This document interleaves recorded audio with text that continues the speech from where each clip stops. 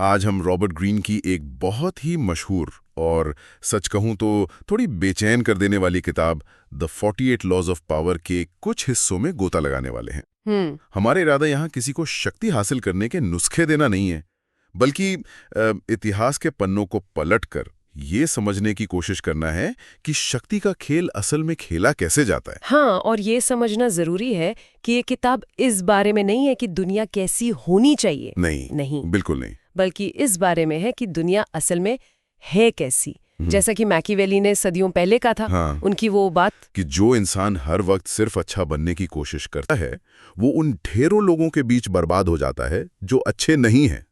ये थोड़ी कड़वी लेकिन सच्ची बात इस किताब की आत्मा है। बिल्कुल।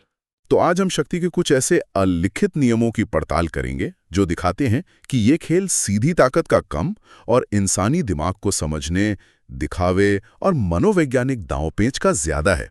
वो कहावत है ना, मखमल के दस्ताने में लोहे का हाथ। आज हम उसी दस्ताने को उतार कर देखने वाले हैं। चलिए देखते हैं। तो चलिए शुरू करते हैं दिखावे की कला से। क्या बात है। शक्ति के खेल में आपकी असलियत से ज्यादा आपकी छवि मायने रखती है। हमेशा। किताब का नियम नंबर 4 कहता है, हमेशा जरूरत से कम बोलें। मुझे ये हमेशा दिलचस्प लगता है। चुप रहने में ऐसी क्या ताकत है? कम बोलने से मतलब दो चीजें होती हैं। अच्छा।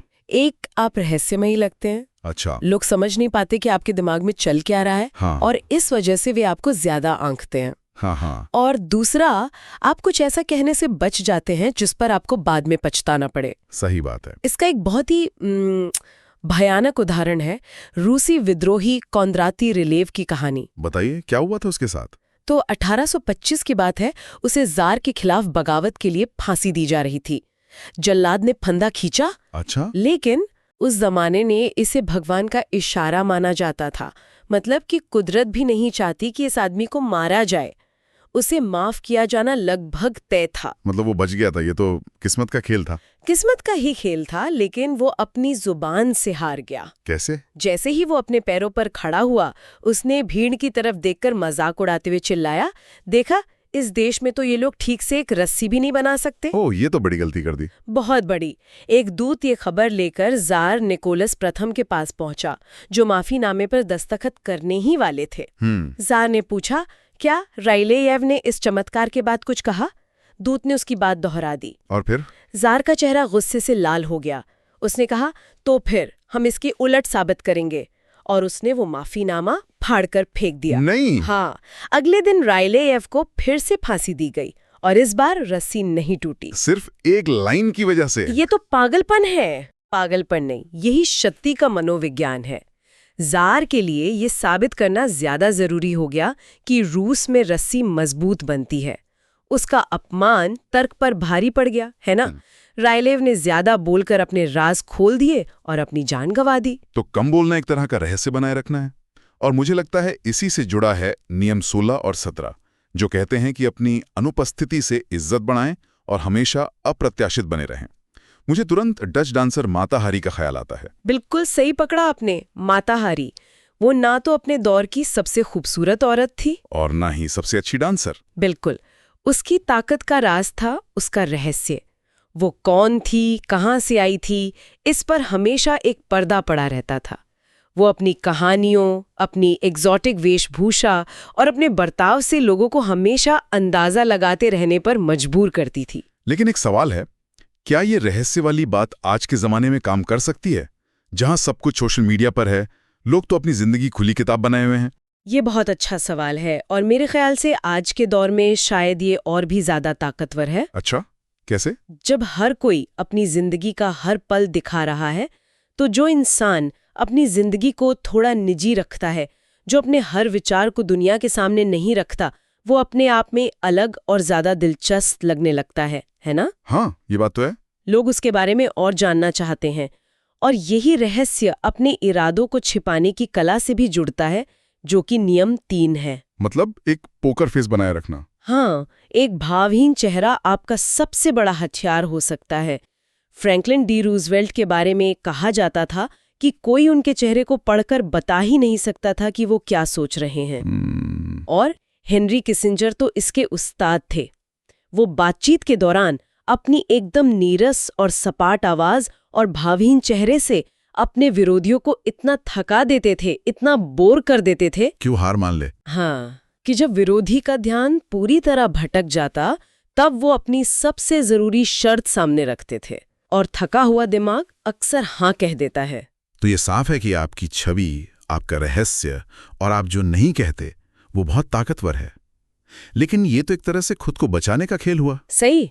अगर आपको आगे बढ़कर किसी को अपने मकसद के लिए इस्तेमाल करना हो तब क्या? यहीं पर शायद मनोविज्ञान का खेल शुरू होता है। बिल्कुल। अब हम रक्षात्मक खेल से आक्रामक खेल की तरफ बढ़ रहे हैं। नियम 43 कहता है, दूसरों के दिलों और दिमाग पर काम करें। जबरदस्ती से हासिल की गई जीत अस्थायी होती है। असली जीत वो है जब लोग खुद वो करना चाहें जो आप उनसे करवाना चाहते हैं। इसे कोई उदाहरण देकर समझाइए। 17वीं सदी के फ्रांस में निनॉन डी लेंक्लॉस नाम की एक मशहूर दरबारी थी। एक मार्क्वीज मतलब एक नवाब एक काउंटेस को रिझाने की कोशिश कर रहा था, लेकिन नाकाम रहा। तो निरोन ने उसे सलाह दी। क्या सलाह दी? उसने कहा, पहले उससे थोड़ी दूरी बनाओ, एक दोस्त की तरह पेश आओ, प्रेमी की तरह नहीं। ये सुनकर तो दिमाग घूम जाता है। मतलब किसी को अपनी तरफ खींचने के लिए पहले उससे दूर जाना, ये तो उल्टा मनोविज्ञान है। यही तो कला है। निनॉन ने समझाया कि इससे काउंटेस के मन में एक उलझन पैदा होगी।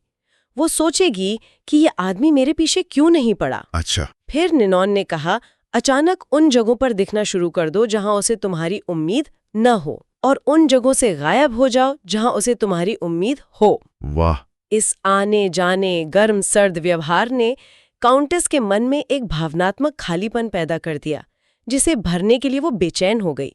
कुछ ही हफ्तों में वो पूरी तरह मार्क्वेस के जाल में फंस चुकी थी। ये तो बहुत ही चालाकी भरा खेल है, लेकिन कुछ धोखे तो इससे भी ज्यादा सीधे होते होंगे। मुझे वो येलो किड वेल वाली कहानी याद आ गई। हाँ, जोसेफ येलो किड वेल वो इतिहास के सबसे बड़े धोखेबाजों में से एक था। उसकी कहानी दिखाती है कि लालच और डर इंसान को कैसे अंधा बना देते हैं। एक बार उसने एक अमीर व्यापारी मिस्टर गीजिल को यकीन दिलाया कि एक बॉक्सिंग मैच फिक्स्ड है और वो इस पर पैसा लगाकर लाखों कमा सकता है। और गीजिल मान गया? वेल ने पूरा नाटक रचा था। एक नकली झगड़ा, एक नकली डॉक्टर, और सबसे कमाल की बात, मैच के दौरान एक बॉक्सर को मुंह में चिकन के खून से भरी एक छोटी सी गेंद छिपाकर मरने का नाटक करवाया। एक मिनट, चिकन का खून? मतलब ये पूरा का पूरा एक फिल्मी सेट जैसा था और सामने वाला इस पे यकीन कर गया? हाँ, क्योंकि डर और लालच आपकी सोचने समझने की शक्ति को खत्म कर देते हैं। जैसे ही गीजिल ने बॉक्सर को मरते हुए देखा, उसे लगा कि वो एक कत्ल में फंस गया है। उस वक्त उसे अपने $35,000 से ज्यादा अपनी जान की फिक्र थी। वो पैसे वहीं छोड़कर भाग गया और वेल और उसके साथियों ने सारा पैसा आपस में बांट लिया। वाह, कमाल की धोखेबाजी है। लेकिन क्या होगा अगर आपका दुश्मन खुद बहुत चालाक हो, जो ऐसे किसी जाल में ना फंसे? जैसे इथियोपिया के शासक हेली सेलासी और विद्रोही सरदार बल्चा की कहानी। ये कहानी रणनीति का एक बेहतरीन उदाहरण है। बल्चा एक ताकतवर और धूर्त योद्धा था। सेलासी ने उसे राजधानी में एक दावत पर बुलाया। एक जाल? हाँ, बल्चा को भी शक था कि ये एक जाल है, इसलिए वो अपने 600 सबसे खतरनाक लड़ाकों को साथ ले गया।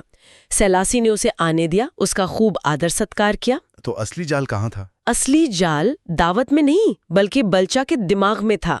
सेलासी जानता था कि बल्चा दावत में अंदेशा रखेगा, तो जब बल्चा और उसके सैनिक दावत का मजा ले रहे थे, तब सेलासी की एक दूसरी सेना 3 मील दूर बल्चा के मुख्य कैंप में पहुंची। वहां उन्होंने लड़ने के बजाय बल्चा के बाकी सैनिकों को सोने और चांदी से भरी टोकरियां दी और उनके सारे हथियार खरीद लिए। क्या बात है, मतलब उसने दुश्मन को दावत पर बिठाए रखा और पीछे से उसकी पूरी फौजी खरीद ली। बिल्कुल। ये तो शतरंज के खेल जैसा है, जहां आप हमेशा 2-3 चाल आगे का सोचते हैं। बिल्कुल। जब तक बलचादा दावत से लौटा, उसकी पूरी सेना निहत थी और बिखरी हुई थी। वो बिना एक भी गोली चलाए हार चुका था। असली लड़ाई मैदान पर नहीं, बल्चा की सोच और उसकी अपेक्षाओं के खिलाफ जीती गई थी। ये शतरंज वाली बात बहुत सही है। शक्ति का खेल अकेले नहीं खेला जाता, इसमें हमेशा दूसरे लोग होते हैं, आपसे ऊपर, आपके बराबर और आपके नीचे। तो चलिए इस पहेली के इस हिस्से को देखते हैं। सबसे पहला और शायद सबसे खतरनाक रिश्ता होता है अपने बॉस के साथ। किताब का पहला ही नियम है, अपने मालिक से कभी ज्यादा चमकने की कोशिश ना करें। ये नियम आज भी उतना ही सच है जितना सदियों पहले था। आपके बॉस को हमेशा ये महसूस होना चाहिए कि वो आपसे ज्यादा काबिल और समझदार है, भले ही असलियत कुछ और हो। हाँ, भले ही असलियत कुछ और हो। गैलीलियो ने इस नियम का शानदार इस्तेमाल किया था। जब उन्होंने 1610 में बृहस्पति के चांद खोजे तो वो इससे अपनी खोज बताकर वाहवाही लूट सकते थे। लेकिन उन्होंने ऐसा नहीं किया। नहीं, उन्होंने इसे मेडिसी परिवार के सम्मान में एक ब्रह्मांडीय घटना बना दिया जो उनके संरक्षक थे। उन्होंने घोषणा की कि ये 4 चांद मेडिसी परिवार के 4 भाइयों की तरह हैं जो अपने पिता कॉसिमो प्रथम के चारों ओर घूमते हैं। वाह! इस चापलूसी ने उन्हें मेडिसी परिवार का चहेता बना दिया और उन्हें जीवन भर के लिए सुरक्षा और सम्मान मिला। उन्होंने अपनी काबिलियत को अपने मालिक की शान बढ़ाने के लिए इस्तेमाल किया। तो ये एक तरह से अपने बॉस के अहंकार को सहलाना हुआ। लेकिन अगर आप सच में उनसे ज्यादा काबिल हैं तो क्या करें? हमेशा बेवकूफ बने रहने का नाटक करें? किताब तो यही सलाह देती है, जानबूझकर छोटी मोटी गलतियां करें जिन्हें सुधारने के लिए आपको उनकी मदद की जरूरत पड़े। अपने अच्छे आइडियाज को इस तरह पेश करें जैसे वो उन्हीं के किसी विचार से प्रेरित हों। जैसा कि 16वीं सदी के लेखक बाल्तासार ग्रेसियन ने कहा था, सूरज के सामने सितारे कभी नहीं चमकते। लेकिन इस सिक्के का दूसरा पहलू भी तो होगा। क्या हमेशा ही पीछे रहना सही है? नहीं, हमेशा नहीं, और यहीं पर आपको बहुत होशियारी से काम लेना होता है। किताब में इसका रिवर्सल भी बताया गया है। अगर आपका बॉस एक डूबता हुआ सितारा है, मतलब उसकी ताकत कम हो रही है, तो उससे आगे निकलने में कोई हर्ज नहीं। बिल्कुल। आपको संकेत पहचानने होंगे। क्या उसके फैसले लगातार गलत हो रहे हैं? क्या संगठन में लोग उसकी इज्जत करना बंद कर रहे हैं? अगर ऐसा है तो उससे जुड़े रहना आपको भी ले डूबेगा। तब विनम्रता से, बिना ज्यादा शोर मचाए, उससे दूरी बनाना और अपनी काबिलियत दिखाने का सही समय होता है। और दुश्मनों का क्या? जिनके साथ कोई रिश्ता नहीं बनाना, बस उन्हें रास्ते से हटाना है। नियम 15 कहता है, अपने दुश्मन को पूरी तरह से कुचल दें। ये सुनने में तो बहुत क्रूर लगता है। ये सुनने में क्रूर जरूर लगता है, लेकिन इसके पीछे एक ठंडी तार्किक सोच है। ये क्रूरता के बारे में नहीं, बल्कि भविष्य की सुरक्षा के बारे में है। अच्छा। आधा अधूरा छोड़ा गया दुश्मन एक सुलगती हुई चिंगारी की तरह है जो मौका मिलते ही फिर से आग बन जाएगा। इतिहास ऐसे उदाहरणों से भरा पड़ा है जहां दया दिखाने की वजह से राजाओं ने अपनी सल्तनतें गंवा दी। तो फिर रास्ता क्या है? अगर आप किसी दुश्मन को हराते हैं तो या तो उसे पूरी तरह शक्तिहीन कर दें या फिर उसे अपना दोस्त बना लें। बीच का कोई रास्ता नहीं होता। तो आज हमने रॉबर्ट ग्रीन की किताब से शक्ति के कुछ प्रमुख सिद्धांतों पर चर्चा की।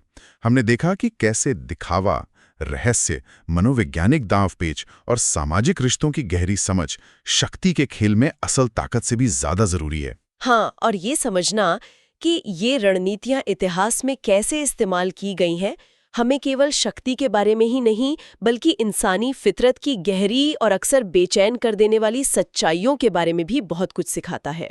इस पूरी चर्चा के बाद मेरे दिमाग में एक सवाल घूम रहा है। क्या शक्ति असल में एक साझा भ्रम है? एक कहानी है जिसे वो इंसान सबसे अच्छी तरह से नियंत्रित करता है जो भ्रम पैदा करने की कला में माहिर हो? और अगर ऐसा है तो वास्तविकता और दिखावे के बीच की वो पतली सी रेखा आखिर है कहाँ?